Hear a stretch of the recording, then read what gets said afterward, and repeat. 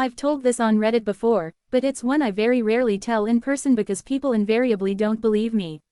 When I was 20 I visited a town in Italy that has a medieval tower that you can climb. My girlfriend didn't want to, so I went up on my own and was the only person at the time doing so. It was a hot sunny day when I entered the tower. There was a flight of stairs that wound around the edge of the tower and no windows. Climbing the tower took at the very most 5 minutes. At the top of the stairs there was a ladder and a trapdoor that opened up onto the roof of the tower.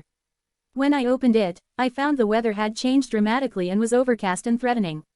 I forget if there was thunder or not, but I was genuinely concerned about lightning, being at the top of a tall tower in that weather. I cautiously climbed out onto the roof just to have a quick look before going straight down. The roof was surrounded with a sort of metal cage, bars that were presumably intended to prevent anyone jumping off the tower. I heard some thunder and saw electricity arc between some of the bars, not a blinding lightning strike, just arcing. I decided that the tower was imminently going to be struck and descended as quickly as I could.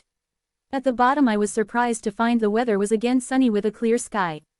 My girlfriend could tell I was shaken, and was amazed when I told her I thought that maybe there had been lightning. The weather hadn't changed at all whilst I'd been up the tower and had remained sunny and clear. I'm very much a skeptic when it comes to the paranormal. I'm not religious, and I've had no other, weird, experiences like this. In short, I'm not your stereotypical, spooky things happen to me, kind of person. And yet I've no explanation for this. I've tried since to figure out which tower it was. I spent a couple of summers traveling around southern Europe and climbed a lot of old towers, and I'm fairly sure it was the Torre Grossa in San Gimignano. It doesn't have a cage around the top, but there is a metal cage around the bells, and that must be what I remember.